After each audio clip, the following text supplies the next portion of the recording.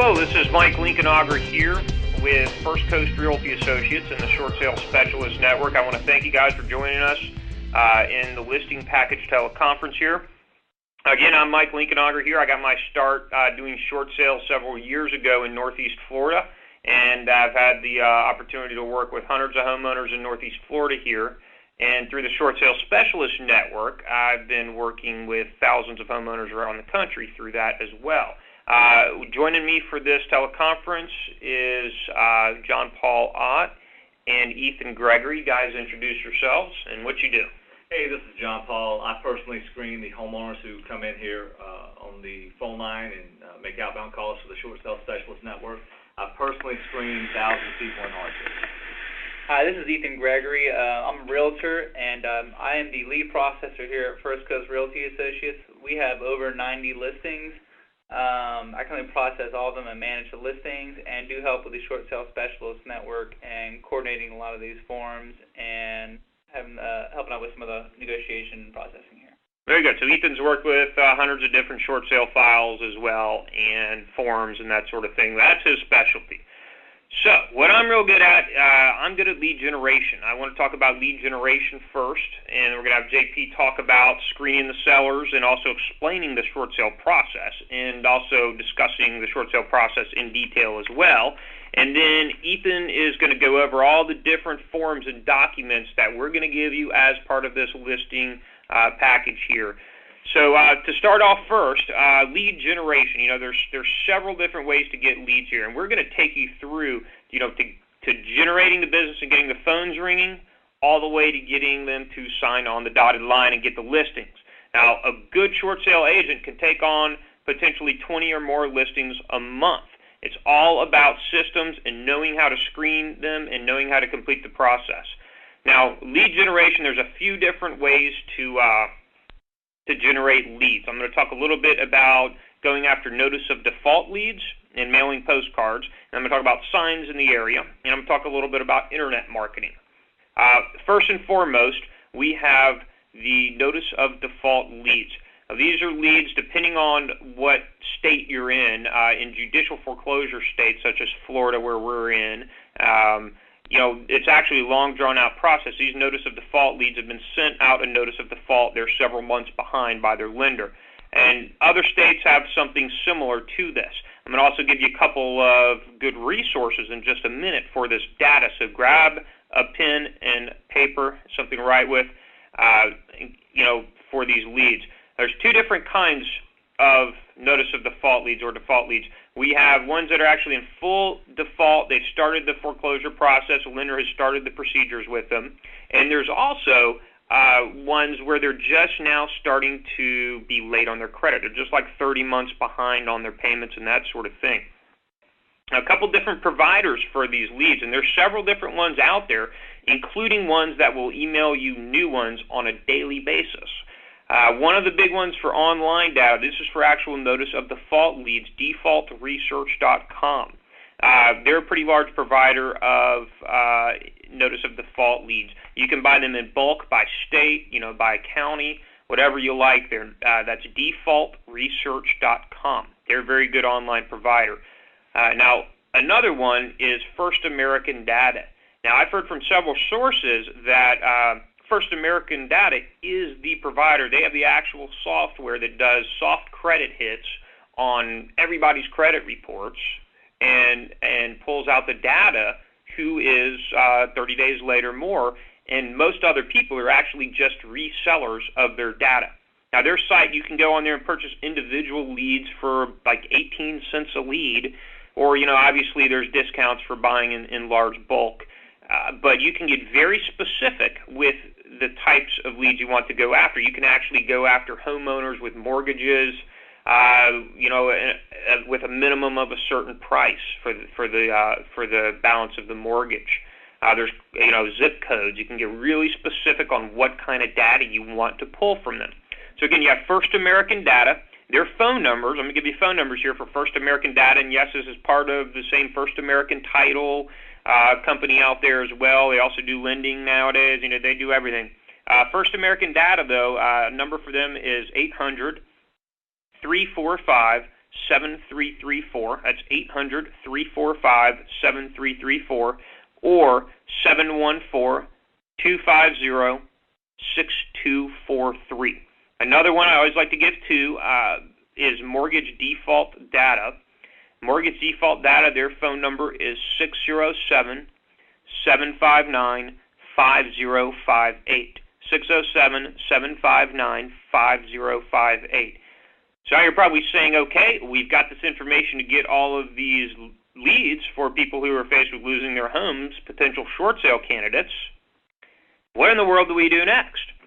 Well, the next step in the process is to find some way to get their attention. Some people can actually go door knocking and go up to people's doors, and I've heard of a lot of success with investors doing that. And this, by the way, this is a very big method for investors, is to get an automated system going. There are several places that you can make up postcards to send out to these people. That's the number one way that people work with notice of default leads. As soon as somebody actually, gets served a lis pendens and they're in default on their loan, they can expect, just depending on what area of the country they're in, quite a few different solicitations in a short period of time. So you're going to want to go and make up some postcards if you decide to utilize this form of lead generation here. You're going to go want to make up some postcards online. There's a couple good places here where you can go and order postcards. I'm going to give them to you right now, postalrealtor.com, as well as Vistaprint, V-I-S-T-A, print.com. Both of those you can do design and mail-out work on there and just upload your databases of your notice of default leads there as well. With any of this marketing, with any of this internet marketing that you're going to do, or any marketing in general, consistency is the key. Don't just do one shot with these. Do it consistently. That's key with all of this. Next, I want to move on to doing signs around the area and putting signs up. You've probably seen many of these by investors. Johnny buys homes, stop foreclosure now, we buy houses, those kind of things. Now, traditionally, those were done solely by investors looking to purchase the homes. Nowadays, a really excellent way that we've found to generate new leads is to do them as a realtor. Now, the word short sale is a very common word nowadays. People know what a short sale is typically. So we found with our signs, we use simple words, short sale realtor, free help. Short sale expert realtor, free help. That's all we say. And it has the phone number and of course, the brokerage company's name. And again, some of these things will vary depending on what state you're in and your local laws. Now, other studies have shown as well, the colors that you want your signs to be, they want to be a yellow color background, yellow color corrugated signs with black ink. Those stand out the most to homeowners or to anybody. They stand out the most, those kind of signs. Those are likely to get people's attention. Again, yellow background with black print. Those will get people's attention. 18 by 24 is also best as well. There are several different places where you can put these signs. It's a good idea to target and go after the areas that you'd like to get listings in. Put them in the more expensive areas, the areas that are, there's areas where there were a lot of new construction between, 2003 and 2006. Those are the areas that are obviously experiencing the biggest defaults nowadays. And put them out there. And the key with any of these, again, is consistency. So if you're going to do this, don't order 5 or 10 signs. Go ahead, invest a little money, and order 100 signs right off the bat, 118 by 24 two-sided signs. One thing I want to touch on, Mike, also is consistency not only in the amount of times you do it, but consistency in your message. One thing we always look forward to really working at is having our website, our internet marketing, all of our mortgage default letters to send out, and the signs you have a consistent message about what we're doing. Like if you want to be the short sale expert for the south side of town, make sure that's what you put on there. Or if you're really interested in helping people out, make sure everybody knows that consistently in your messages. Absolutely. The signs have to be short and to the point, though. Mm-hmm. People can only see so much. So the main thing is with those is you want to get your phones ringing.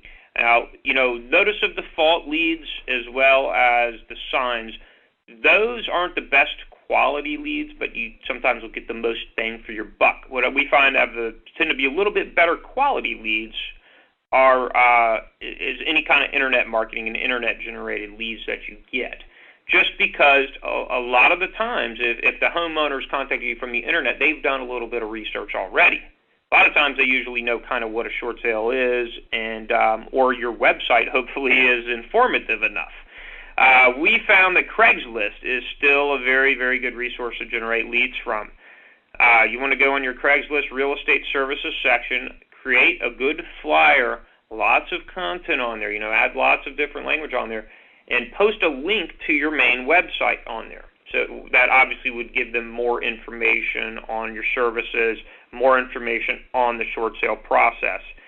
But consistency is a key once again. You want to make sure you put those ads up at least every day or two. One ad might not get you anything. You're going to have to do lots of them consistently.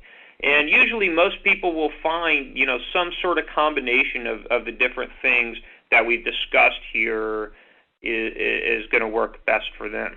So we've talked a little bit about how to get the phones to ring, how to get your phones ringing, and generate short sale leads here with sellers that are motivated to sell. They need some kind of solution. Next, we run into, what makes a good short sale seller? How are we going to screen these sellers out? And also, how do we explain the short sale process a little more with them? And for that, again, I want to get JP in on the conversation a little bit. JP, will you talk about these things? Sure thing. Thank you, Mike. Basically, the first thing I want to talk to you about is the fact that, what qualifies as a short sale. A lot of people may or may not know this. Obviously the home has to be lower than market value. It's worth less than what they owe on the property.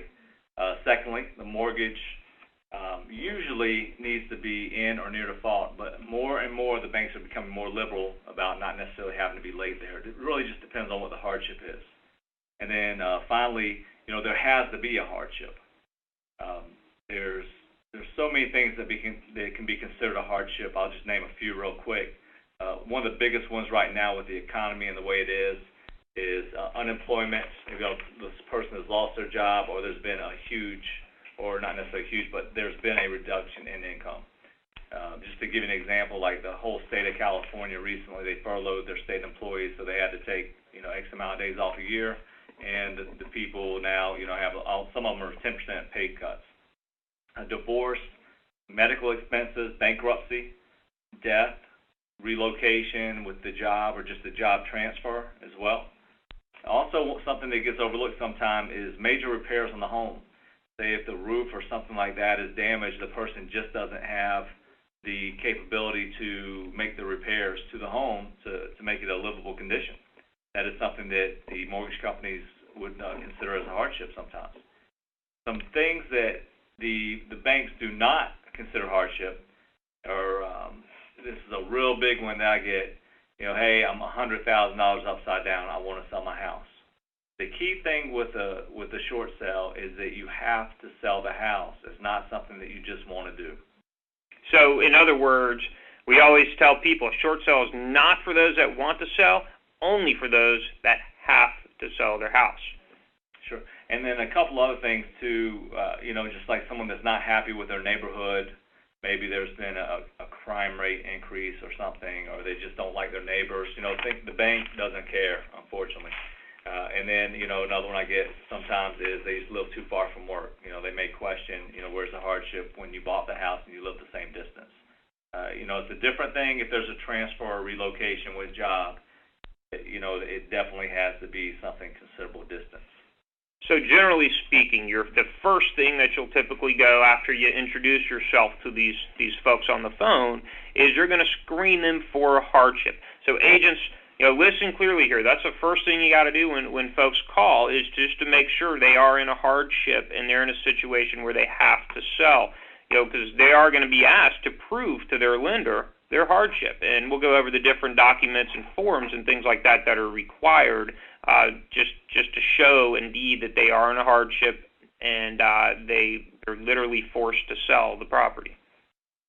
All right, and then so basically the next step, okay, you discover this person, they have a hardship. So, you want to see what their motivation is when it comes to selling the property. Someone can be in a hardship but really want to keep that property. Some of the ways to keep the property, a really popular way right now is the loan modification. A lot of people are doing loan modifications. If you have a seller that really wants to do a loan modification versus taking the listing and doing a short sale, versus doing a short sale, I would really question whether or not to take that listing. Yeah, and to add into that about loan modifications, banks are really pushing for those loan modifications, so you really have to screen your sellers very well to make sure they have to sell. Again, like Mike said, this is a have to sell, not a want to sell situation. And so you have to screen them for the hardship very well. One way we like to put it is, it's doing a short sale is quite qualifying for a loan in reverse. When you got the loan, they had to prove they could afford that payment. Well, now they got to prove that they can't afford that payment, and there's just no way they can keep the home, and they just have to let it go. So, but to expound on loan mods, the banks are pushing hard for it, and the short sale seller has to qualify for the short sale, as in the hardship. They cannot keep the house at all. And with loan mods, the statistic I recently heard is about 3% of people that get put in a temporary loan modification program actually get a permanent loan mod. The temporary loan modification is about 3 months. They give them a lower payment, and from that time, they send in their bank statements and everything to try and get a permanent one. But from what I've heard, only 3%, that's 3 as in 1, 2, 3% of people that actually apply to get that loan mod actually end up with a permanent loan modification. So inform your sellers of that as well if they're considering it. And another good thing too, as part of this package, we're going to have a short sale hardship qualifications question sheet that you can go over. That'll give you some basic questions to help qualify these agents, these sellers further. A key one is can you afford a lower payment? If your lender was to drop your payment a few $100s a month, can you afford it then? And a good rule, good thing to say is if their answer is no, then that probably makes them a better candidate. You also want to talk about their rate and what kind of loan they have now. If they already have a 4.5% rate, it's obviously their lender isn't going to reduce it that much. Another good point I like to emphasize here is if they're considering a loan modification is to make it clear to the homeowner that even if your lender does a loan modification, that is not going to change the fact that you are upside down on your house. You're still going to, be in a negative equity position on the house. So, their hardship right now is an actual opportunity for them to get a fresh start and to get out from under the place. And absolutely, that's a big question with the negative equity issue. How many years is it going to take the market to rebound if someone's $150,000, $200,000 upside down? I can't even answer that question. I'll be highly surprised if it was, 10 years or less. But basically the next step, we have somebody with a hardship, and then we have someone that is motivated to sell. So basically at that point I go over the short sale process with them. What we do here is we forward information over to the prospect or the potential listing, and with what they need to have ready for the short sale package. And it's a quick email that has a couple links on it. There's a financial worksheet on the link. There's examples of hardship letters on the link, and there's an article on how to write a hardship letter. So these are all forms he's talking about here. Ethan will go over more in just a little bit, but these are all forms that you're going to use, agents, to send to these homeowners to show them, look, I know what I'm doing. I got your short sale covered. I've got all these forms ready to go for you to, so that's going to show them that you're confident in what you're doing and you know what you're doing. That is key to being really good at this process, is just to be confident in your ability to complete and properly execute a short sale on it. And also, too, I really encourage the people to have the forms and everything complete at the time of the listing presentation, so everything can be done at that one time. You don't want to have to wait 2 or 3 weeks to get paperwork from a homeowner after an offer comes in, because the buyers with a short sale, there's a high tendency for them to walk away anyway. So I definitely encourage and would encourage you to do the same, is to make sure they have that paperwork, all the forms filled out at the listing presentation. So basically after that encouragement, as far as the process, we list the property, we market the property aggressively, basically at a price that is low enough to get people in there, but not too low that the bank won't accept the offer. And in addition to that, as far as pricing the property go, we will usually price them close to where, in the last, we'll pull 90 days sold properties, price it close to REO sales and other short sales. You want to be right in that category typically, and part of that will depend on your local market and the properties out there. A good other key, which we'll talk about this more in advanced tactics in one of our other teleconferences, but if you do want to stop a foreclosure sale date, you have a sale date, that's coming in the near future. You get a homeowner that says our sale date is 3 weeks out. You want to immediately price the property at a pretty low price, extremely aggressively, so you can get an offer on it quick, submit this short sale package, and at least get the short sale stopped. So, or at least get the foreclosure stopped, so, you can buy yourself some time with stuff. Okay, so basically after I had to go over all that information with the homeowner, I basically talk about the time frame with them. So the time frame is a huge variable. There's so many factors in with a short sale. But the key factor is the time on the market. There's nothing we can do about that. It can be 1 day, it can be on the market, it can be 6 months on the market. Part of the big thing, too, obviously, is which lenders you're working with. A lot of the servicers tend to move a little quicker than the big banks. That's a good rule of thumb. One of the biggest things, too, that will definitely impact it is there a second loan on the property or mortgage insurance? That will delay the process, typically 2 to 4 weeks. That'll take an additional time frame. So, again, you just want to inform your sellers about expectations. Here in our area of Florida, at least, for single-family homes, we tell them 5 to 7 months is a good range for us in here, from the time we list them to the time we close them. I want to talk, too, a little bit about, screening out bad listings, because you're going to get, depending on what areas you're soliciting, we no longer accept condo listings as short sales. In our area, there were far too many condo listings as short sales, and it's just not in our interest to. We haven't been doing that for some time. Lower price point listings as well. We no longer list those ourselves because of the amount of time that we have to spend with this process as well. Time is money. Okay. And then basically back to the time frame as far as with the homeowners. Talking about the variable, I just let them know, they ask me how long is the short sale process going to take. I just let them know generally after an offer comes in, it usually takes 8 to 12 weeks to get an approval. And then sometimes they may hear it as a closing, so make sure you let them know it's 8 to 12 weeks for an approval, and that's average, because still after that you got another 30 to 45 days to close with the extended underwriting guidelines and stuff like that the mortgage companies have. And a couple other things that I discussed with the homeowner at the time is that for the short sale, basically they don't have to, there's no money out of pocket to the homeowner here as far as closing costs and things like that. When your lender agrees to a short sale, they agree to pay the fees, the closing costs, and which includes real estate commission. And it also includes, too, back condo and association dues. A lot of people are worried about that as well. Our experience is that most lenders have no problem with paying those as well. So that should be something that, let them know that'll be on the HUD-1, and we will go over that, too, in the future as well about preparing good HUD-1 closing statements and how to do that as well. And then the last thing I really discussed with them as far as the process of the short sale is the fact that in most cases the lender will forgive the deficiency. They will not ask for a promissory note or anything. Now, there is isolated cases or sometimes that happens, and that'll be covered later on. Very good. So we talked a little bit about getting the phones ringing. We talked about how to screen the sellers once it happens, once phone ring, and how to explain the process to them. Next, Ethan's just going to go over a little bit about the forms and different forms that we're going to need for the listing package and what resources we have here for you guys to use. And again, I got to say, these forms are property of First Coast Realty Associates. You are free to use them within your own real estate business. Please don't post them in a public forum. We worked hard for these forms.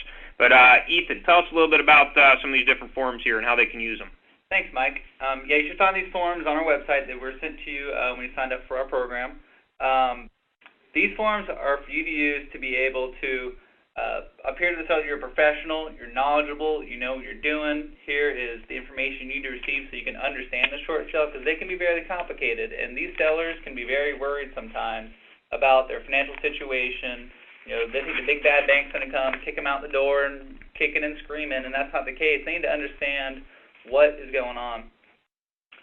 Now, first off, we have the homeowner property information sheet. This is something you should use when you're screening your sellers to get their information regarding property address, their loans, the amount, all their information, what their hardship is. This is just a general form that you use. Yeah, this is the form that I use when I screen every homeowner. Like he was saying, it's got a lot of good information, and then I'll always have it in one spot when I continue to talk to the homeowner in future reference. And this is just for your personal use right here. Then I'd like to go to these short sale hardship qualification questions. These are a number of questions that we ask our sellers. Not every question will be applicable to their situation, but these are general questions that you can use to find out what their hardship is. How are they going to get this how are they going to be approved for this short sale, and why should the lender approve it for them? And also to screen them out of that loan mod, because again, you don't want to have them leaving you in a short time to go do that loan mod. Next, we have the tips on writing a hardship letter. This gives some basic information on stuff that the seller should and should not include in their hardship letter, the stuff that JP went over before, and stuff that's reiterated. Again, it's a good idea to send them some examples of hardship letters that people have written. If it's generic, that's okay, but as long as it's truthful. Always be honest in these hardship letters. And please don't have your sellers lie. The banks don't like that. They'll find out, trust me on that one. And then also we have the short sale frequently asked questions. Like I mentioned before, the sellers are worried about their situation, and they're looking for someone who's a professional and can give them real guidance. And what you can do is you can send this some frequently asked questions to them, because this is really going to help them understand the situation of how a short sale works. What are the ramifications for them financially and legally? This is all very important for them. So in other words, you can't explain everything to them over the phone all at once. You send them this good 3-page questionnaire, and that'll definitely give them a good idea of what to expect in the process as well. Next is a form that we use when we go out to actual listing appointment. We create a file, sometimes a rather large one, that'll have the basic information on the front cover, so we're easily able to reference their information when we talk to these banks, when we're trying to call in to get a status, or when we're emailing. So we have information on the seller, the address, their social security number, which is important when calling in, their lenders, their loan amounts, the phone numbers to call at the lenders, anything that you may or may not need to be able to talk to these lenders at any given time. We have this on the front of your files, or at least an easy-to-access place somewhere in that folder where you can easily turn to and be able to speak to lenders about this. Next, what we give to the seller is a short sale checklist. We take this to every listing appointment. We even give it to our sellers before the listing appointment, so they have an understanding of what documents we need for them to provide, such as the hardship letter, bank statements, pay stub, tax returns, etc.